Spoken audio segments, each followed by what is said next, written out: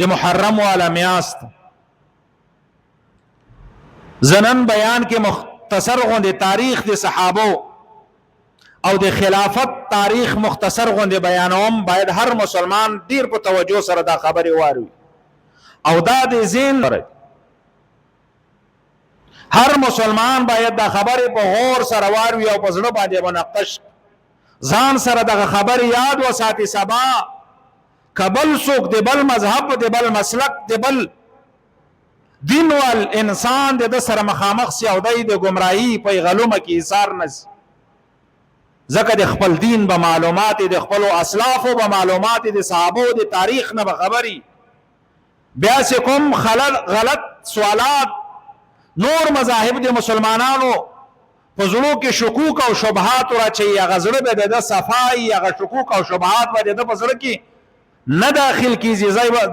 دایو د دین د تاریخ نه خبري. نو محترم ورونو نبی علیہ الصلوۃ والسلام درویس کاله زندگی ټوله د نبوت تیر کړي. لس کاله په مکه مکرمه کې او نور زندگی نبی علیہ الصلوۃ والسلام په مدینه منوره کې د پیغمبري والا زندگی تیر کړي. نبی علیہ الصلوۃ والسلام چې کله د دنیا نه رخصت سو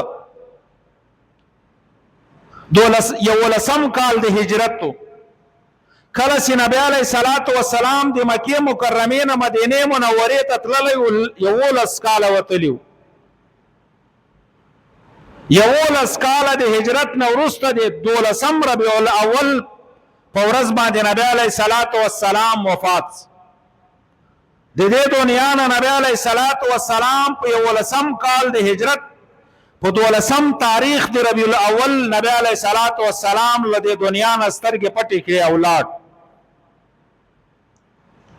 کله چې نبی علیہ الصلوۃ والسلام په یولسم کال د هجرت له دې دنیا نه اولاد حضرت ابوبکر رضی الله تعالی عنہ ته خلافت وسپارل. ابوبکر رضی الله تعالی عنہ ټول خلافت 2 کاله ده. د ابوبکر رضی الله تعالی عنہ حکومت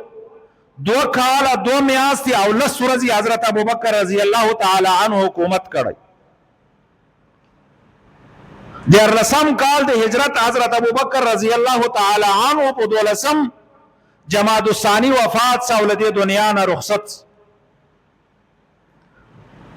بیا حضرت عمر رضی الله تعالی عنہ ته د 14 کال د هجرت کې خلافت ملاو سو او تر 30 هجرت پورې حضرت عمر رضی الله تعالی عنہ خلیفہ. ټول خلافت حضرت عمر رضی الله تعالی عنہ د غلس کالو.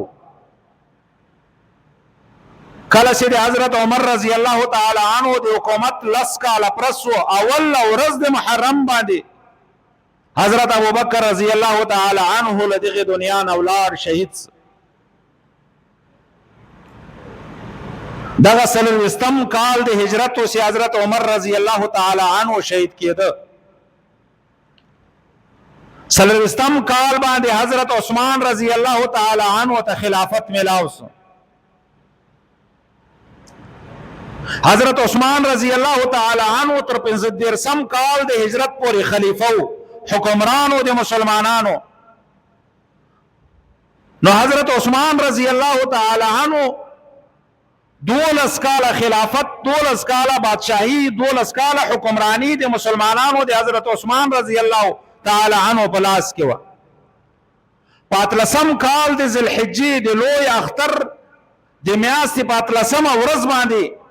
په 15 کال د هجرت کې حضرت عثمان رضی الله تعالی عنہ شهید کړی.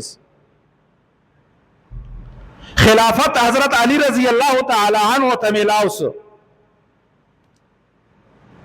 تر 30 کال د هجرت نه وروسته حضرت علی رضی الله تعالی عنہ خلیفہ تر 30 کال د هجرت پورې 15 کالو نه وروسته حضرت علی رضی الله تعالی عنہ خلیفہ تر 30 کالو پورې په 20 رمضان المبارک باندې حضرت علی رضی الله تعالی عنہ شهید کړی. د حضرت علی رضی الله تعالی عنہ د شهادت نورستا خلافت سے ملاو سویا حضرت معاویہ رضی اللہ تعالی عنہ حضرت حسن رضی اللہ تعالی عنہ ته ملاو شپاغ میاشت خلافت حضرت حسن رضی اللہ تعالی عنہ بیا حضرت حسن رضی اللہ تعالی عنہ د حضرت معاویہ رضی اللہ تعالی عنہ پلاس باندې بیعت کو او خپل خلافت حضرت معاویہ رضی اللہ تعالی عنہ ته حواله شپاغو میاشتو نورستا خلافت حضرت معاویہ رضی اللہ تعالی عنہ ته حواله حضرت معاویہ رضی اللہ تعالی عنہ د یو سلویختم هجری نه ونیسه تر شپیتم دی هجرت پوری حضرت معاویہ رضی اللہ تعالی عنہ دور خلافت تا حضرت معاویہ رضی اللہ تعالی عنہ تسکل خلافت ملاو سو حکمرانی ملاو سو حضرت معاویہ رضی اللہ تعالی عنہ حکمرانی په نیمه دنیا باندې و د نیمه دنیا نم زیاته حضرت معاویہ رضی اللہ تعالی عنہ په دور کې دین او اسلام او د دین